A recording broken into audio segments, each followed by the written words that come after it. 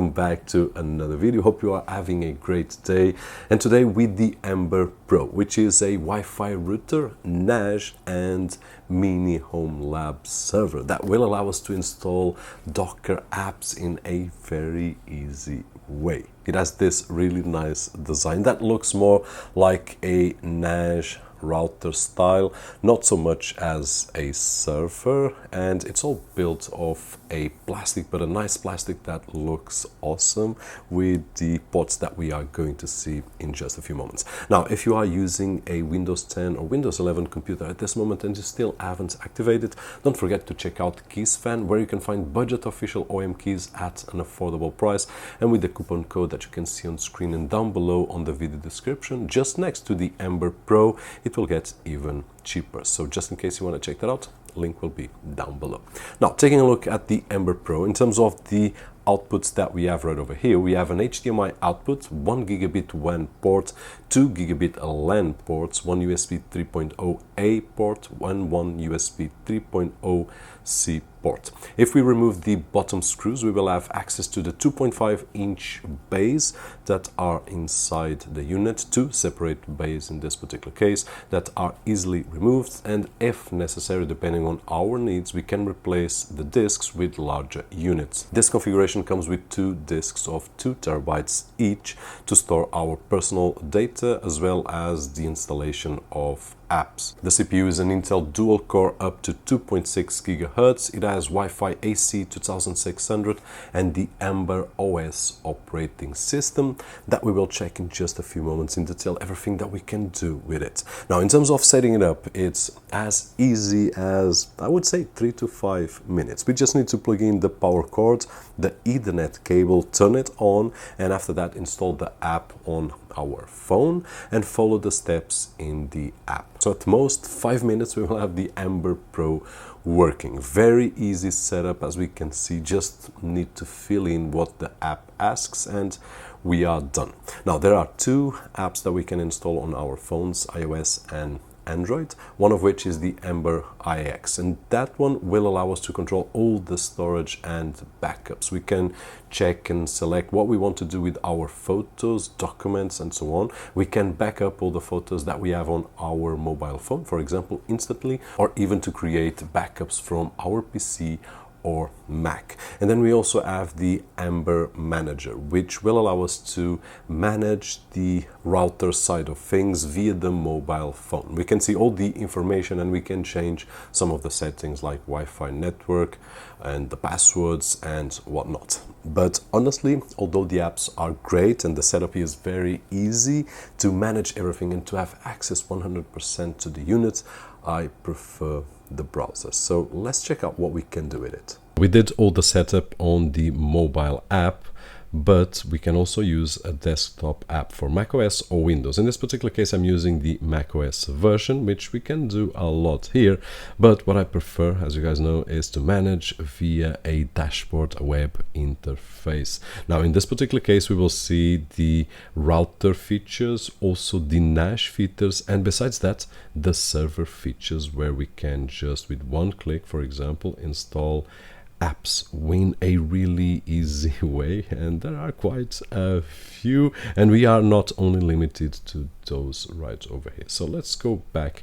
In this first screen, we will see the dashboard with some information right over here. We have some services running. I did some tests already with the HDMI output and so on and so forth. So we have quite a lot of things going on. Nonetheless, we are running the Ember Pro in RAID 1, which we will see how we can change that. And we have all that info right over here. Now, on this menu, we have some subtopics that we can manage. So to create users, to create groups, common folders that can be used by several users or several groups, something that we can find on most NAS, so that is great. In terms of storage, we have RAID 1 by default, but we can change that. Here we have some info about the drives inside, if they are working normally, if there's any issue. We also have the option right over here for some tests, smart information and smart settings, so just really awesome. And then if we want to change the RAID type, we can also do that. We can just delete this right over here and create a RAID 0, for example, which I would not suggest. The safest way is with RAID 1, which we are just using one of the drives or the capacity of one of the drives, but if one fails, we also have a backup that we can just get it. So this is the best scenario, but there are options. Now if we go to the general options, then we will have everything related to the operating system, indexing, the OS, which I already updated, so this is the latest version at this moment. We also have some services to import from the cloud, factory reset, and so on and so forth. Now in my opinion, the most interesting is right over here. If we go to Pro Tools, we will be able to enable, because they come disabled by default, but we just need to press a button to enable. I also did the update right over here, and then we also have the advanced package that we can install. I do have everything installed and updated at this moment, so we are ready to go. And once we do this, what happens is that we will get this new tab, which is the Pro Tools, and we will see that in just a moment. We also have some network options right over here, general, where we can set up different IP. I'm using the router as a main router right now because I'm testing it out, all the features and so on and so forth, but we can use it as a secondary router if we want, so there's that option as well.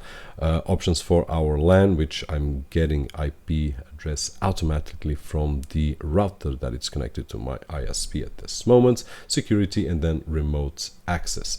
Now before we go to the Pro Tools, I would like to show you a few more things right over here. First of all, we have the File Explorer, which is very similar to what we get on the app, the Amber IX. So if you want to manage files in an easy way, I would say Amber IX will be more than enough. You will not need your browser, but if you want to have everything centralized, then this will be the best way. And if you want to do backups and create automated backups like I did right over here, if I go to the backup pool, I already created a backup that is backing up my documents right over here, and this is just awesome. So really simple to use. It doesn't matter if it's a Mac or Windows, it just backs up what we want. So this is the file part. We also have the backup tool right over here, where we can create a few of the settings, where we can create backup schedules and so on and so forth. At this moment it is enabled for Time Machine. I don't have any rsync tasks and I don't have any rsync server, but we can do that. And if I press right over here, it will take me to this shortcut where we can enable the rsync server. We can create a remote backup to another Amber Pro unit, for example, or any other device that has rsync server capability. So this is awesome as well. We also have the snapshot feature right over here, where we can just back up, and then we have a quick way to go back in time, like Time Machine, very similar to Time Machine actually. And basically this is it for the backup. It's basically a way to get things quicker and done, like scheduling backups and so on and so forth. Now if we go to the router, what happens is that it will open a new page, and this is the page where we will manage the router options. We will have the information right over here, the main information about the IP addresses, the gateway that we are using, the DNS server, and so on and so forth. And we also can change wireless settings if we want to have a guest network or not, and if we want to enable the parental control. And then we also have all these options right over here, which I will not bother, but as you can see, we will be able to configure everything, including port forwarding and things like that, that on a daily basis, when we start using more advanced features, will be necessary. So this is a kind of router that it's not as simple as we might think of it. Actually, it's simple to use, but it has a lot of advanced features that we will use in the future. So really, really awesome right over here. Now let's go to Amber OS and let's take a look at the Pro Tools, which in my opinion are just awesome. If we go to the dashboard, it will give us information, a general information of what we have right over here, the apps that are running, the CPU usage, and the RAM usage. It also tells us that we have 7 container apps, no image so far, 1 folder, and 4 networks. Actually, the networks is very similar to what we find in Docker, because these are Docker images. Now if we go to the dashboard, we have this info, and if you want to install an app, the easy way is going to the App Store, and on the App Store we will have all these apps. By the way, one of the apps that we can see right over here is a browser. We also have Firefox right over here, and we also have Kodi. So what happens is that when we install these apps, they will not work as servers. They will work as the output on the HDMI output. So if we install Kodi, we can just connect an HDMI cable to our TV, a keyboard and a mouse, or just a remote control, and we can just have fun seeing movies and so on and so forth. Or if we want to use this like a more computer style, then we can install one of the browsers and we can see YouTube and search the web and so on and so forth via the HDMI output that the Ember Pro has. So this is just an awesome feature as well. Now, besides that, we have the apps available here, like server apps, and I did install quite a few already. I can show you how easy it is, but basically it's just to press the install button and that is it. And then if we want to manage any of these, I can press right over here. For example, there are several ways that we will go to the same site, so very easy. I can just go here, it will give me the address, and if I click, it will show me the page, and at this moment it's already running, so it has already a few domains, but it's not protecting because I did not activate it yet. But this is just an example. Pi-hole with just one click of a button, there we go, and then we can create a shortcut so that we don't need to go every time right over here. And this will work for any app. So Home Assistant, for example, press the shortcut or the IP address, we will go to our Home Assistant and we can start configuring it. I didn't configure yet, but it's ready to do so. It only took me quite about 2 minutes or so, something like that. And basically this is it. Now if we go to the images, we can import images from the Docker container, for example, the Docker repository. If we go to container apps, one of the interesting things right over here is that we can install via the App Store, which was what we did. But if we want, we can also install via Docker and manually creating or importing YAML files. So there are quite a few options that we have right over here. For example, here we can select from Docker Hub and so on and so forth. Just put it right over here and bam. For those that have used Docker, it will be quite easy. For those that didn't, it's easy as well. We just need to search a little bit online and that is it. And then we have everything related to the applications that we are running: images, folders, the networks, the App Store, logs, and services. Services is basically a subscription service that I would suggest you to take a look and see in more detail what we can get. But basically it will be a cloud extension, so this might be interesting for some of you. And basically this is it. We also have the Ember Finder menu right over here, but at this moment I only have one Ember and it's connected. But if you are configuring for the first time, or if you lose access to it, you just need to find it, then connect, and that is it. So regarding this software that we have, there are a lot of options and there are a lot of settings that we can adjust. Very simple to use, but at the same time it will give us the freedom to grow with the capabilities of the Ember Pro.